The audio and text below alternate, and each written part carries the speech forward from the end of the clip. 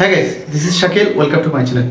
Actually আজকের ভিডিওটা একটু ভিন্ন টাইপের, কোনো ভিসা আপডেট বা আদার্স কোনো আপডেট নিয়ে না।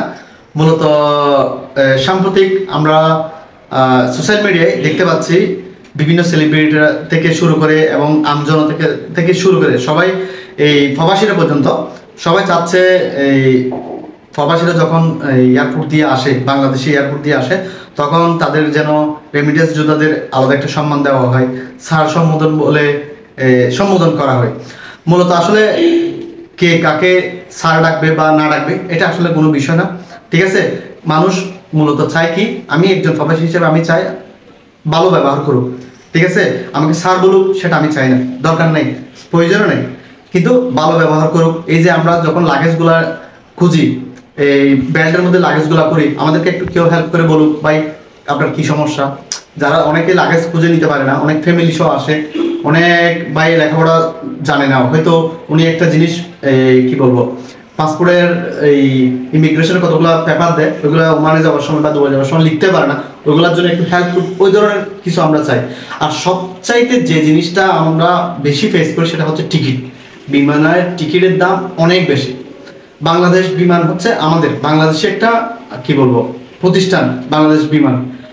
আর বাংলাদেশ বিমানের টিকিটটা হচ্ছে দুবাইয়ে 2200 টাকা, 2200 দেরহাম, 2300 দেরহাম, 2000 দেরহাম। আর ঢাকা দিয়ে গেলে 1800 দেরহাম, 1900 দেরহাম, মোটামুটি 2000 দেরহামের মধ্যেই সব সময় থাকে। সেটা কেন?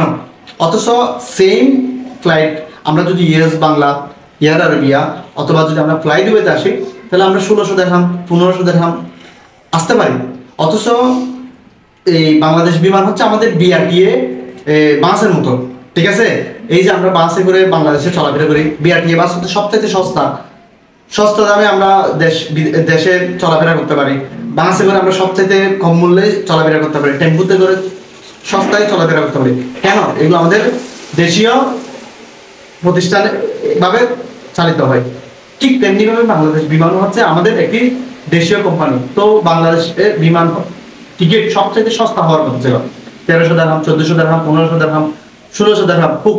এই ধরনের হলে মানুষের ক্রয় ক্ষমতার মধ্যে থাকবে, মানুষ আসা যাওয়ার জন্য সুবিধা হবে। অথচ উল্টো বাংলাদেশ বিমানের টিকিট হচ্ছে 2200-2300 দেরহামের উপরে। আর এই ইউএস বাংলা বলেন, আপনার ফ্লাইটগুলো বলেন, এয়ার আরবিয়া বলেন, সবগুলো হচ্ছে 1400, 1500, 1600 টাকা এই ধরনের মধ্যে আওতামুক্ত আছে।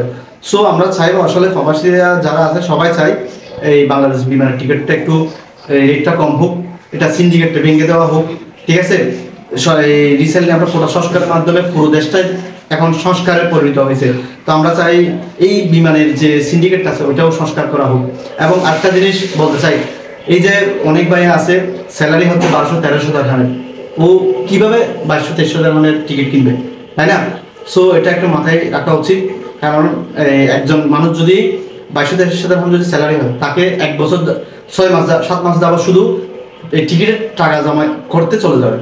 সো যারা আমার এই ভিডিওটা দেখবেন আশা করি বুঝতে পারবেন কি বলতে চাইছিলাম আমি।